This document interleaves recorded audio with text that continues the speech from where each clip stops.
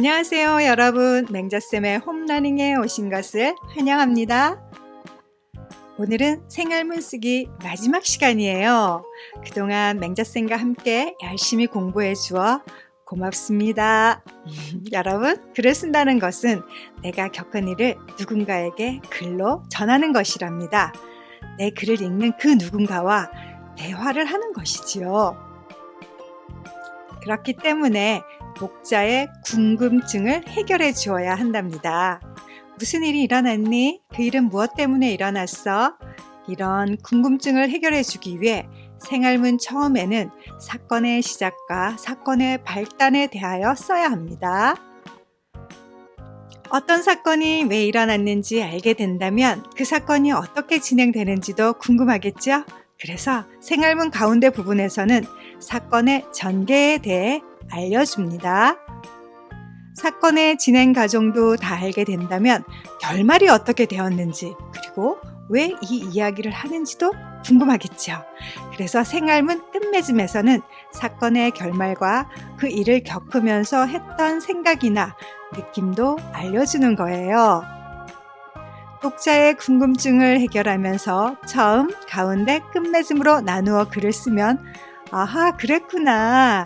네 글 읽으니 나도 그런 생각이 들어. 독자도 내 생각에 공감하고 감동하게 된답니다. 이제부터 글쓰기는 독자와 나누는 대화라고 생각하세요. 그러면 친구와 이야기를 나누는 것처럼 술술 써지고 다 쓰고 나면 마음이 홀가분해지고 헝클어진 생각이 정리가 되는 것을 느끼게 될 거예요. 여러분은 지난 몇 주 동안 맹자쌤과 함께 생활문 쓰기 비법에 대하여 완벽하게 공부했어요. 앞으로 생활문을 직접 써보는 일만 남았어요. 자신 있죠?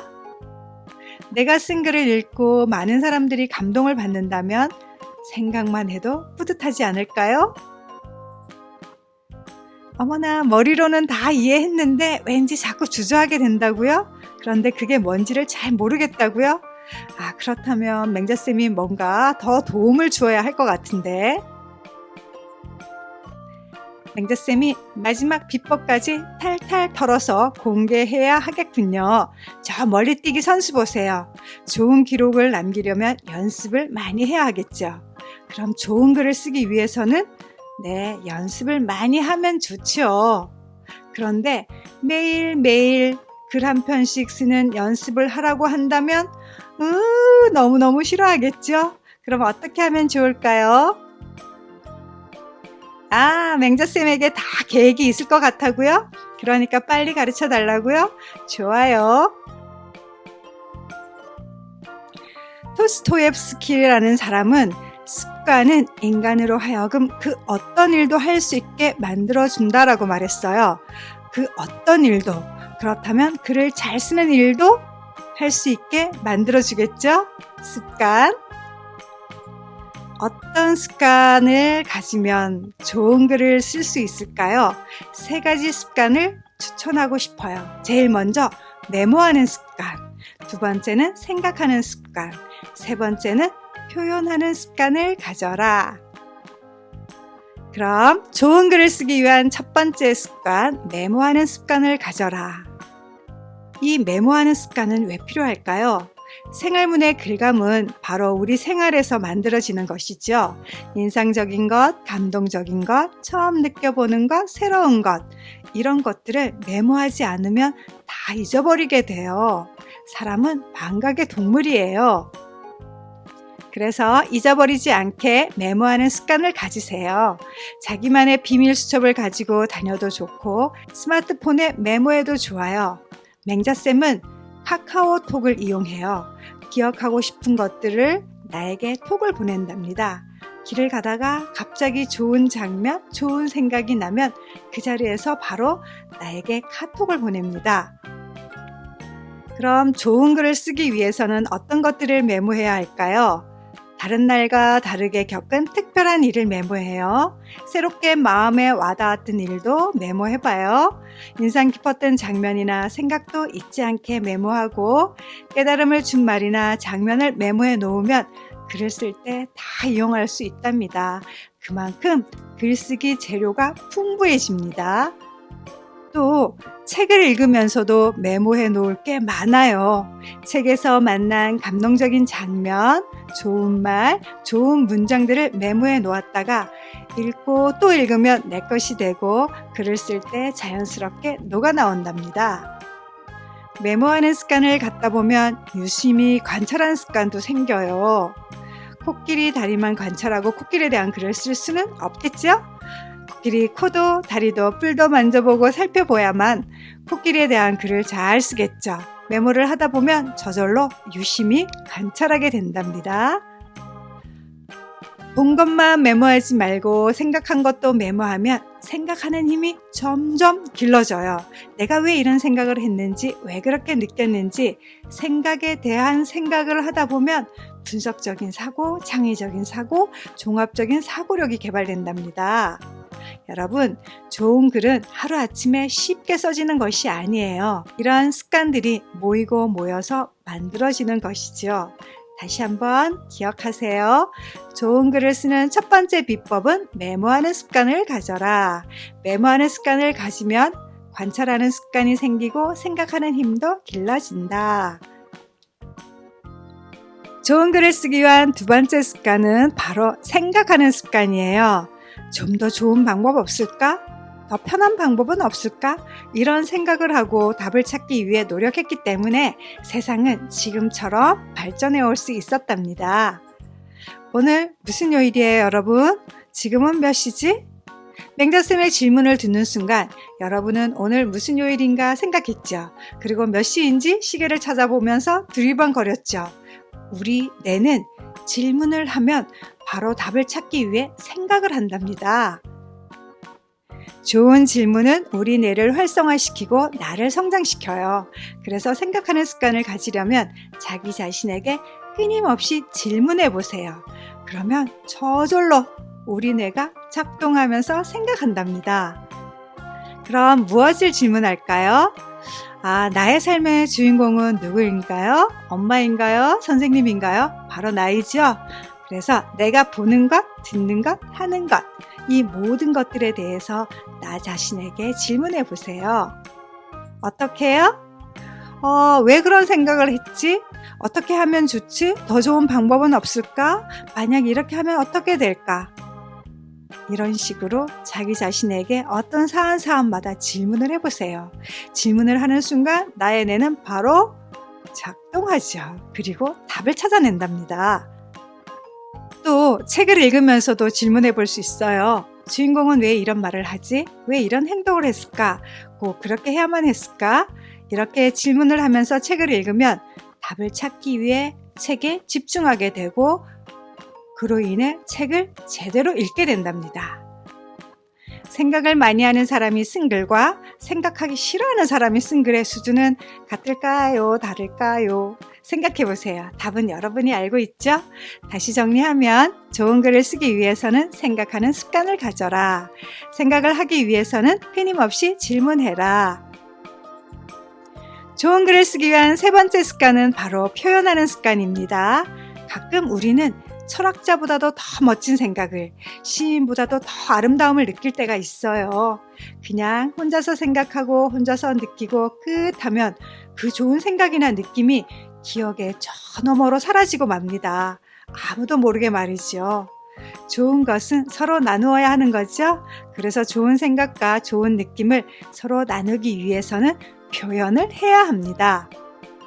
말로 표현할 수도 있고 글로 표현할 수도 있어요. 생각이나 느낌을 표현하면 사람들과 소통할 수 있고 또 머릿속에 헝클어졌던 생각도 정리가 되죠. 표현은 신기하게도 하면 할수록 점점점 좋아진답니다.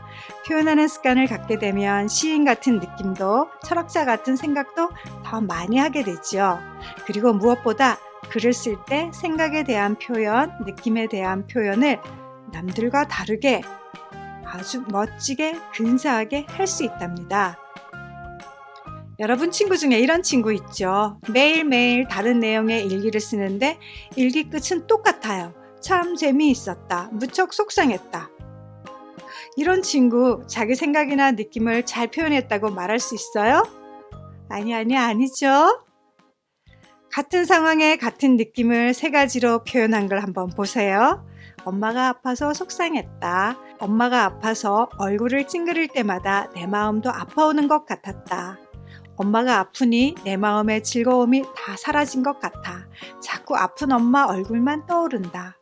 어느 표현이 마음에 와닿나요? 좋은 표현은 사람을 감동시킨답니다. 그러면 좋은 표현을 하려면 어떻게 해야 할까요? 외국인을 만나 영어로 대화할 때 일단 영어 단어를 많이 알아야지 말을 할 수 있죠. 마찬가지로 표현을 잘 하려면 단어, 즉 어휘를 많이 알고 있어야 해요. 맹자쌤은 좋은 표현을 하려면 어휘를 많이 알아야 한다라고 여러분에게 다시 한번 강조하고 싶어요. 많은 어휘를 알면 내가 하고 싶은 말이나 생각을 알맞은 말로 정확하게 표현할 수 있어요. 그럼 어휘력을 늘리려면 어떻게 하면 좋을까요? 가장 좋은 방법은 바로 국어사전과 친해지는 것입니다. 맹자쌤이 어렸을 때 국어사전은 종이로만 되어 있었어요. 그런데 요즘은 어때요? 네이버 국어사전, 구글 국어사전, 다음 포털의 국어사전, 인터넷 사전이 있어 낱말만 집어넣으면 자동으로 검색되죠? 맹자쌤이 인터넷에 들어가 습관이라는 낱말을 쳐봤어요. 그랬더니 네이버 국어사전에서 어떤 행위를 오랫동안 되풀이하는 과정에서 저절로 익혀진 행동 방식, 그리고 그 밑에 비슷한 말로 관례, 상습, 풍습이라는 말이 나와 있어요. 이번에는 버릇이라고 쳐봤어요. 오랫동안 자꾸 반복하여 몸에 익어버린 행동. 습관과는 뜻이 다르긴 하지만 뭔가 비슷하죠. 두 낱말이 어떻게 다른지 구분하기가 약간 애매하다는 생각이 들었어요. 그래서 낱말이 어떻게 사용되는지 궁금했는데 예문도 나와 있었어요. 너무 친절한 국어 사전이에요. 그 예문을 봤더니 두 낱말의 쓰임을 정확하게 알 수 있겠더라고요. 어휘력을 늘리려면 국어 사전과 친해보세요. 그러면 새로운 어휘와 쓰임도 정확하게 알 수 있답니다. 좋은 표현을 하는 습관을 들이는 또 한 가지 방법은 좋은 표현을 모아보는 거예요. 책을 읽다가 마음에 드는 문장을 만나면 밑줄을 그어보세요. 그 문장을 그대로 따라 써봐도 좋아요. 또 표현을 흉내내어 봐도 좋아요. 그러다 보면 어느 순간 작가들 못지않은 표현을 하는 내 자신을 발견할 수 있을 거예요. 표현하는 습관을 들이기 위해 어휘력을 늘리라고 했죠. 그리고 좋은 표현을 수집하면서 따라해보라고 했어요. 어휘력과 좋은 표현이 많이 담긴 것은 무엇일까요? 네, 바로 책이죠. 그렇다면 독서를 많이 하면 어휘와 표현, 두 마리 토끼를 잡을 수 있겠죠? 지금까지 좋은 글을 쓰기 위해 가져야 할 세 가지 습관에 대하여 알아보았습니다. 메모하는 습관, 생각하는 습관, 표현하는 습관. 자, 글쓰기 재료를 많이 가지려면 항상 메모하라. 일어난 일을 잘 관찰하여 메모하고 생각한 일은 깊이 생각하며 메모하라. 생각. 글의 수준을 높이기 위해서 생각을 많이 해라. 생각을 많이 하기 위해서는 수시로 자신에게 뭘 하라고요? 질문해라. 표현. 알맞은 낱말로 정확하게 표현하기 위해서는 무엇을 높여라? 어휘력을 높여라. 어휘력을 높이려면 누구랑 친해져라? 국어사전과 친해져라. 또 좋은 표현을 수집해라. 어휘력과 좋은 표현을 만나려면 무엇을 많이 하면 좋다고요? 네, 맞아요. 독서지요. 꼭 기억하세요. 잠깐 여러분 기억만 하면 될까요? 안 돼요. 바로 습관이 될 수 있도록 반복해야 합니다. 이것으로 맹자쌤의 생활문 쓰기 비법을 모두 알려드렸습니다. 글을 쓴다는 것은 자기 자신을 성장시키는 일입니다. 많이 메모하고 많이 생각하고 다양하게 표현하면서 자신을 근사하게 잘 가꾸어 가길 바랍니다. 나를 만드는 것은 엄마도 아니고 선생님도 아니고 바로 누구? 네, 내 자신입니다. 여러분 자신을 잘 가꾸세요. 맹자쌤의 영상이 글쓰기에 도움이 되었다면 구독 꾹 눌러주세요. 여러분이 많이 구독해주면 맹자쌤이 더 신이 나서 열심히 할 것 같아요.